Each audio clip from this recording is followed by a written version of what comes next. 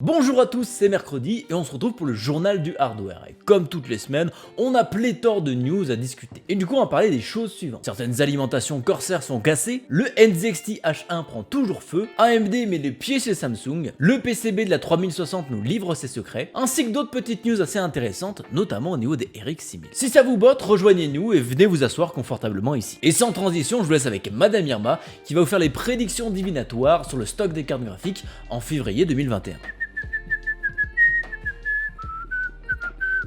Bonjour, je suis Madame Irma, et grâce à mon chromètre magique, on va voir l'état des stocks pour ce mois de février. Je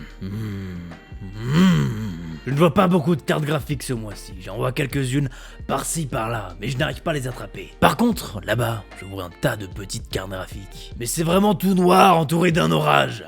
Comme si c'était pas vraiment sûr. Et visiblement, il y a un homme à côté de ce tas de cartes. Mais attendez, c'est Giscard, mais qu'est-ce qu'il fout là, lui? Oula, mon pouvoir de voyance, ça me nuise. Je vais devoir vous laisser ici. Et je suis bizarrement attiré par ce Valérie. Ah, on me dit dans l'oreillette qu'on a perdu le fil avec Madame Irma. Certainement un problème technique. Mais profitons-en pour commencer ces premières news sur les alimentations Corsair qui ont visiblement un défaut de fabrication. Attention par contre, on ne parle pas ici de tous les modèles, mais ceux haut de gamme, les HX 1200 et les HX 1200i. Ils souffrent visiblement d'un problème de compatibilité avec certaines cartes mères qui empêchent tout simplement le démarrage du PC. Rassurez-vous, c'est rien de bien grave. Cette alimentation ne va pas prendre feu ou quoi que ce soit, c'est simplement qu'elle ne démarrera pas votre PC. Et vraiment aucune chance que ça prenne feu, on n'est pas sur des alimentations Gigabyte. En plus, ça ne concerne que des lots qui ont été produits après juin 2020. Donc si vous avez acheté récemment une de ces alimentations, regardez simplement si le numéro de série ou le numéro de lot correspond à ce que vous avez en dessous. Si c'est le cas, ne paniquez pas, contactez simplement le support de Corsair, ils sont en train de rappeler toutes ces alimentations là. Et si votre alimentation marche très bien, il est quand même préférable d'appeler Corsair, comme ça le jour où vous changez de carte mère, vous n'aurez pas de mauvaise surprise. Et si vous avez cette alimentation et qu'elle bug déjà, qu'est-ce que vous faites? Contactez vite le support de Corsair qui vous la change. Vous n'avez pas acheté une alimentation entre 250 et 300 € rien que pour la regarder quand même. En parlant de choses qui prennent feu, Steve Burke de Gamer Nexus continue sa croisade contre NZXT et son boîtier H1. Et si vous n'avez pas suivi l'histoire, et bien simplement ce boîtier peut brûler votre maison du jour au lendemain. Ça fait suite à une news qu'on avait pu avoir il y a un peu plus d'un mois concernant ce même problème, qui avait été visiblement résolu à l'aide d'un vis en plastique. Mais bon, visiblement ce n'était pas la source du problème, ce serait le câble PCI Riser permettant de faire la jonction entre la carte mère et la carte graphique qui serait aujourd'hui incriminé. C'est le CEO de NZXT qui a apporté des réponses à tout ça dans un blog post sur leur site. Il indique que tous les modèles H1 de la marque sont définitivement retirés de la vente. Et il invite tous les possesseurs de ces modèles à contacter NZXT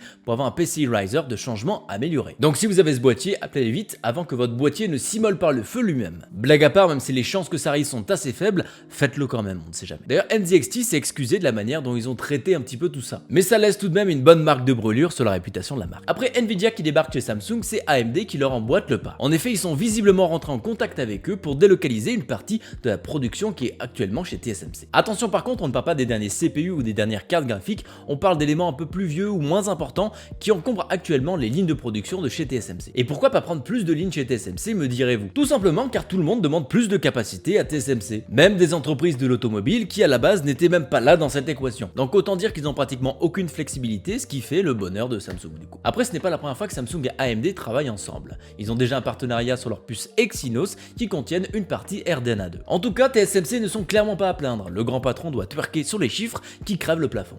Nvidia n'a pas fini de nous révéler tous ses secrets car certains ont parlé fourche-langue à la photo du PCB de la 3060. En effet, le nouveau GPU GA106 de Nvidia qui équipera les 3060, 3050 Ti et les 3050 ainsi que son PCB ont leaké en photo. Il s'agirait vraisemblablement d'un exemplaire d'ingénierie, mais ça n'a pas empêché certains de le lire entre les lignes. En effet, il y a des interrogations sur le fait que la GA104 qu'on retrouve dans les 3060 Ti et 3070 est la même taille de paquet que la GA106 et très certainement la même configuration de pin, ce qui voudrait dire que ce PCB serait potentiellement adapté pour au moins les 3060 Ti. Ça permettrait de réduire les coûts partenaires et peut-être d'augmenter un petit peu la VRAM. On peut d'ailleurs voir sur la photo que tous les slots mémoire ne sont pas forcément pris, ce qui laisse donc à penser que différentes configurations mémoire sont potentiellement possibles. On ne sait pas vraiment ce que ça va donner dans l'avenir, mais on espère quand même des bonnes nouvelles. En continuant sur les cartes graphiques, on entend relativement peu parler de AMD dans ce domaine. Et pourtant, la marque et les partenaires travaille déjà activement sur la 6700 XT et ses 12 Go de VRAM qui devraient voir le jour d'ici la fin du trimestre. Les partenaires ont confirmé qu'ils travaillent bien sur ces cartes-là en ce moment même. Et visiblement, ils commencent déjà à recevoir les GPU Navi 22